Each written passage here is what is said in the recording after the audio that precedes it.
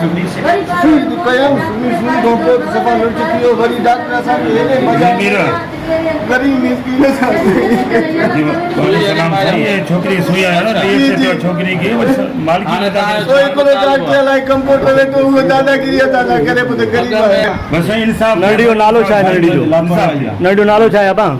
नसरीन सही नसरीन तव्हांजी धीउ आहे जी जी तव्हांजो छा नालो आहे मोहम्मद अस्सलाम वालेकुम नाज़रीन ख़बरनि जो सिलसिलो जारी आहे ख़बर शामिल कंदासीं शहदादकोट खां रिपोर्ट करे रहियो आहे सिकंदर अली लेगारी शहदादकोट जे तालका अस्पताल में डॉक्टर जे गफ़लत ऐं लापरवाही सबबि मुबीना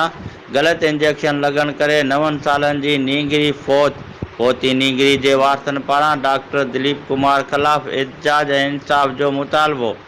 पीपी जे अॻूणे MPA मीर नादर ख़ान मक्सी पारां नींगरी जे फोत थियण जी नोटिस MS डॉक्टर सिद्दीक़ खुआवड़ जे निगरानी में 4 रुकनी जांच कमेटी जोड़ण जी हिदायत ॻोठ फैज़ मोहम्मद बिरोही जे रहवासी मोहम्मद इब्राहिम बिरोही जे 9 सालनि जी धीउ नसरीन बिरोही तालका अस्पताल शहदादकोट में डॉक्टर जे संगीन गफ़लतनि ऐं लापरवाही जे करे ग़लति इंजेक्शन लॻण करे तड़पी फोत थी वई तालके अस्पताल में फोत थी वियल नींगरी जे वारसनि पारां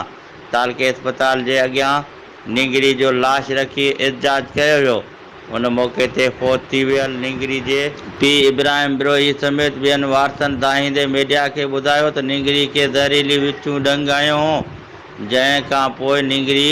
कुछ ऐं सिहतयाब थी नींगरी तालके अस्पताल पाण पैदल आई हुई ज़ालिम डॉक्टर दिलीप कुमार जे संगीन गफ़लत ऐं लापरवाही कंदे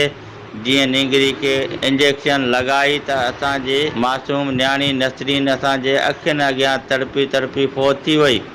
असां बेवसी मां कुझु न करे सघियासीं नींगरी जे वारसनि निगरानी वज़ीर आला सिंध समेत ॿियनि आला अख़्तियारनि खां मुतालबो कयो त डॉक्टर दिलीप कुमार मथां